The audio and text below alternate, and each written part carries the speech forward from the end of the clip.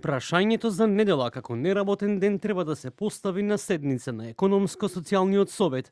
За жал, ние можеме да констатираме дека диалогот е занемарен затоа што веројатно изостанува како капацитет да се води диалог во однос на сите прашања, секако и за трудовата легислатива или пак за недела како неработен ден, вели претседателот на Бизнис конфедерацијата Миле Бошков. Според Бошков, недела, неработен ден е ден во кој работниците треба да одмараат бидејќи работодавачите секако го губат профитот, а во спротивно ги губиме и работниците и се создава незадоволство. Најдоброто решение, барем според нас, бидејќи сепак треба да го разговараме и со синдикатите и со владата, дека таму каде што има потреба и неопходност да се води бизнис и да биде отворен бизнисот, не зборам за специфичните дејности кои по закон мора да бидат опфатени, туку зборам за таму каде што има бизнис и таму каде што има неопходност за водење на бизнис.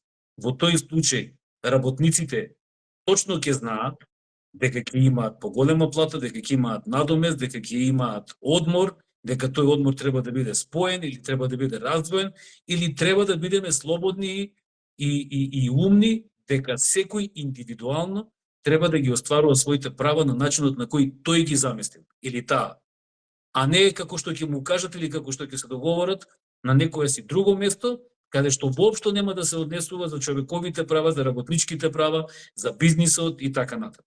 Синдикалците цврсти на ставот дека работникот заслужува одмор. Подпредседателот на ССМ Иван Пешевски вели дека ова прашање е зацементирано и дека треба да се разговара за унапредување на благосостојбата на работникот, а не да се гледа само низ призма на профит со плата која е под нивото во регионот. Може само ова да се одрази да си заминат и тие работници што ги имаме во државата, а да не се направи ништо во интерес и во полза на работниците. Нејасно е за нас како може и работодавачите и владата толку да работат против својот народ што ги донел на тие позиции кои што се.